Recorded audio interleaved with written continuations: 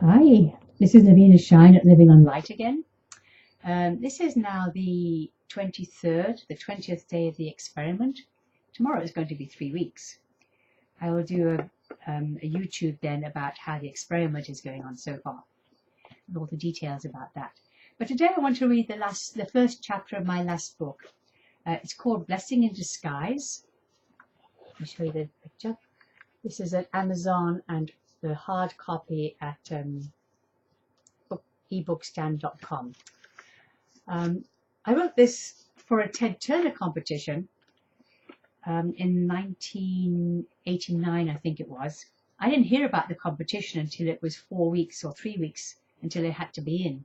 So I actually wrote this book in 3 weeks. Probably needs a little bit more editing, but okay, I'm going to read you the first chapter. It's called Blessing in Disguise by Naveena Shine. Chapter 1. Maximilian Dauphin sat in his huge leather chair in the study, pondering the reports that lay stacked in tidy piles in front of him. In utmost secrecy, he had spared nothing in collecting this mass of information, this dossier upon which he was to base this last major decision of his life. The facts and figures contained might have propelled most great people into the depths of fear, despondency, gloom, and helplessness. But Max was more than great. He was what men who knew could measure greatness by. Flames from the living fire threw flickering light across a face that was glowing from an inner excitement. For the first time in many years, Max could feel the pulsation of life within him. The throbbing vein on his forehead matched the quickening beat of his heart as he allowed the full meaning of these reports to penetrate his sharp intelligence. All his life, he had been at the hub of things, the center of a vast network of wealth and power, playing the part of munificence or he-devil, according to his whims at the moment. The vision of his power was awesome to him, and never ceased to be a source of thrill and wonder.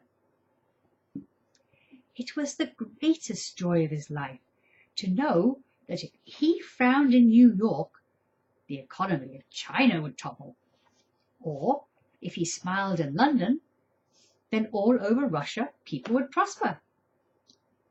It was said that not even the President of the United States would consider making a major decision without the advice and permission of Maximilian Dauphin.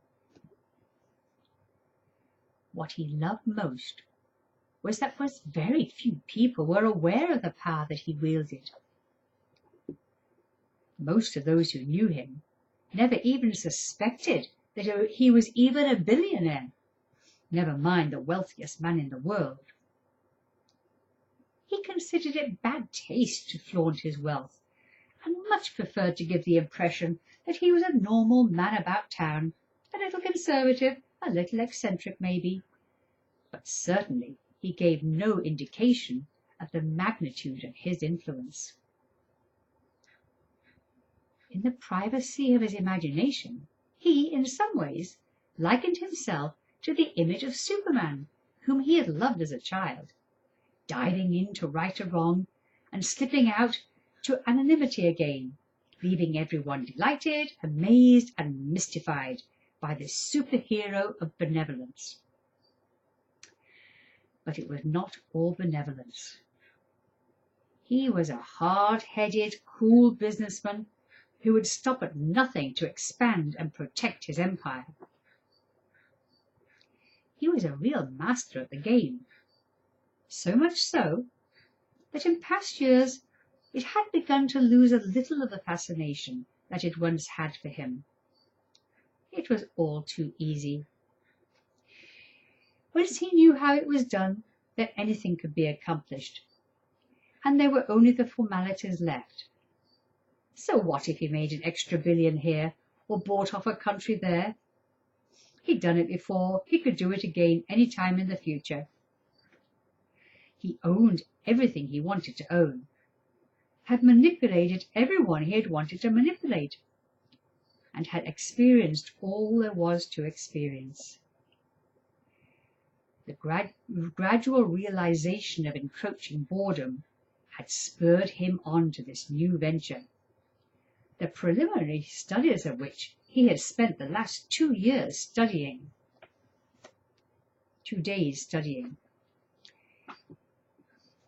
He looked once again at the pile on his desk, savouring the knowledge it contained. Now this was a real challenge. He could feel the creative juices sparking the ingenuity of his mind, and knew with satisfaction that solutions could not be long in coming. It was an intoxicant to him to realize that he would again be using the vast resources of his intelligence, his will, determination, and once more be feeling the unlimitedness of his power, and all in a good cause. He picked up the top report and read, June 2017. Survey of Earth's forestry resources until the year 2020. The 100-page document covered the forest resources on all 5 continents, listing how many million acres were being lost each year to man's encroachment, plus chemical and climatic imbalances. And turning to the final page, he read, in conclusion, it is estimated that by the year 2020, there will be approximately 1.5 million acres of forestry left, mostly in regions of Russia, South America, and Africa that are practically inaccessible to man. That 1.5 million acres will certainly be comprised of unhealthy trees, owing to the toll taken by acid rain. This deforestation will result in 1. Less oxygen for the atmosphere, 2. Little or no rainfall, 3. A sharp rise in temperatures, 4. Increase in desert areas, 5. Melting of the ice caps. Max flipped the page closed. It was certainly not new information. He was aware that for the past 70 years, at least since the 1960s, large groups of people had been very concerned about this and other problems that the Earth was facing. Much had been done to slow it down, but there had been one insurmountable problem: him and men like him. The titles of the other reports floated through his mind: surveys of the Earth's oceans, atmosphere, population, food resources, flora and fauna. By the year 2020, in less than 3 years' time, the planet would be incapable of supporting human life. Signs of the end were already evident, with wholesale famine in underdeveloped parts of the world. The 15 billionth child had been born 5 weeks ago, and so had the billionth person died of starvation. New technologies could make no inroads on the environmental devastation. And why not? He asked himself. Because of me and men like me, men of power and wealth and greed. Maxton did not shy away from the knowledge of his own responsibility in the impending disaster. He saw it as a matter of fact, and nothing to feel guilty about. How else could he have kept the oil flowing without buying up all the alternative fuel inventions and suppressing them? So what if a few mishaps at underwater oil sites had polluted half the oceans of the world? People needed fish in their diet, and it was necessary for his fishing enterprises to maximize all of their catches. All that fuss about whales and dolphins was pure sentimentality anyway. He personally had funded government projects that assured him a controlling interest in the atomic power industry. There'd only been 2 accidents, and 1 million dead or disabled was a small price to pay for his continued wealth and power. It had been his influence that had gone into the election of leaders in every country where he needed resources and raw materials. People who would toe his economical and political line, keeping the status quo, feeding the pipelines to his wealth and power. Him and men like him. To Max, this was all perfectly understandable and acceptable, and he would not have done anything differently, even if he had known the full import of what was now before him.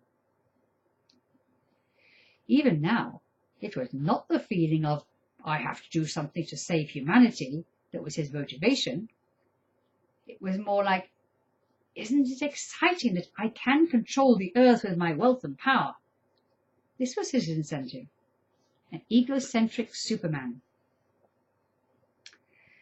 But now things were a little different, and his doctor's visit yesterday was adding spice to this latest adventure.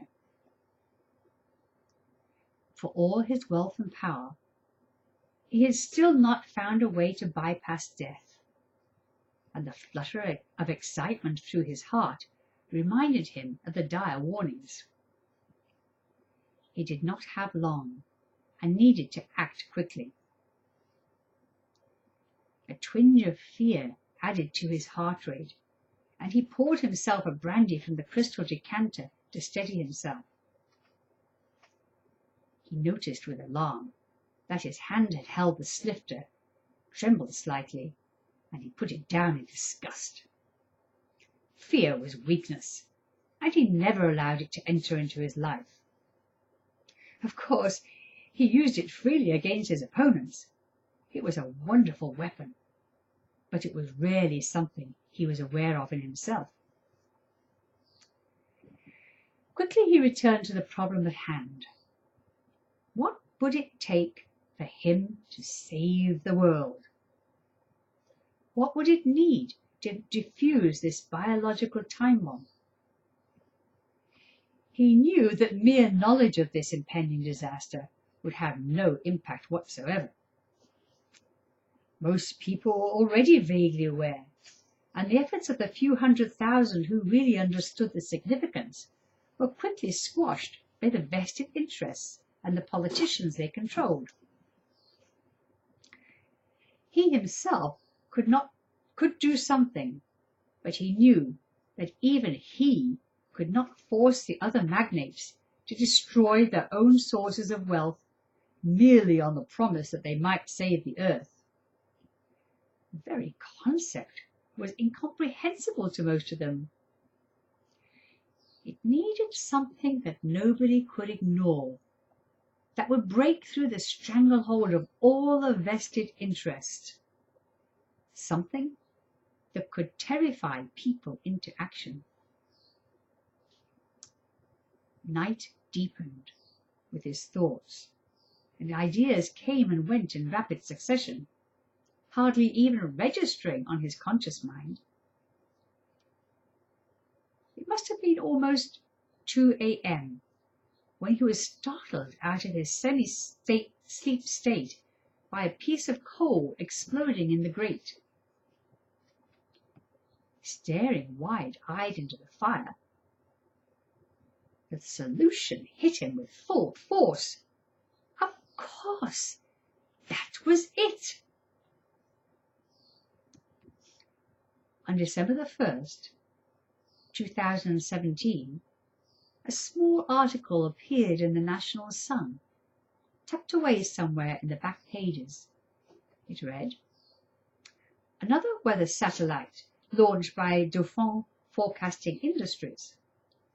Within 24 hours, it is expected to join the other 3 unmanned spacecraft presently circling the globe Together, they will keep continuous surveillance on weather patterns, atmospheric conditions, and electromagnetic movements within the surface of the Earth. Maximilian says that these are just a continuation of his past services to meteorological studies conducted by the United States Weather Services. All equipment was made at the Dauphin laboratories.